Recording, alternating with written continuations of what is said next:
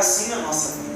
Nós precisamos viver para cumprir a vontade de Deus. E será que eu e você estamos vivendo assim? Será que nós estamos vivendo para cumprir a vontade de Deus? Será que nós estamos consultando ao Senhor para saber se é ou não para nós fazermos? Se a palavra é sim ou se a palavra é não, nós temos que buscar o Senhor. Então o nosso exemplo, o nosso modelo é Jesus. E se Ele viveu para cumprir o propósito, a palavra do Pai, nós também precisamos seguir as pegadas do nosso Cristo. Viver para cumprir o propósito que Deus tem para a nossa vida. E você viver para cumprir a palavra vai doer. Vai ser necessário você renunciar. Vai ser necessário você abrir mão da sua vontade para viver a vontade de Deus. Vai ser necessário você abrir mão das vontades da carne para viver a vontade do Espírito. Existe uma luta dentro de todos nós que estamos aqui, entre a carne e o Espírito, todos os dias.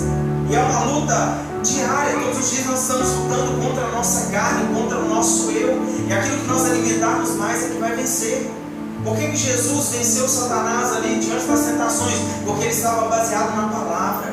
Ele estava cumprindo o propósito do Pai. Ele entendeu que o propósito era maior e o propósito era nos salvar. Amém? O propósito para o qual ele foi chamado, ele veio aqui nessa terra para nos dar direito à salvação, para nos dar direito à vida eterna. Ele tinha um propósito, ele tinha um alvo e ele caminhava para o alvo. Nada impediu Jesus. As pessoas vinham, queriam xingar, queriam fazer situações ali, trazer alvoroço. Jesus saía, Jesus mudava de ambiente, Jesus vivia para cumprir o propósito. Ele cumpriu o propósito do Pai e ele cumpriu esse propósito na cruz do Calvário. Quando ele se entrega por amor a nós, quando ele se entrega por amor a mim e a você. E nós, como discípulos dele, somos chamados a viver pela palavra, a cumprir o propósito do Pai. Viver pela palavra é você viver na dependência do Senhor. É você viver no dia de hoje sempre agradecendo ao Senhor, louvando ao Senhor, entendendo que Deus tem propósito em todas as coisas. Mesmo no vale, mesmo no deserto, mesmo na tribulação, Deus tem propósito.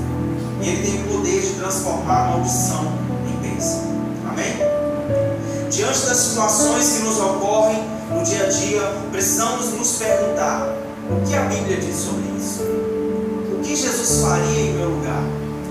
É necessário eu e você pararmos para analisar isso. Porque Jesus, tudo aquilo que Ele fazia, Ele consultava o Pai, Ele ouvia a direção do Pai, Ele fazia de acordo com a vontade do Pai. Ele viveu para cumprir uma profecia. E eu e você precisamos, diante das situações que nos acontecem no dia a dia, diante de uma decisão que você precisa tomar, você precisa olhar para a palavra e dizer: o que a Bíblia diz sobre isso?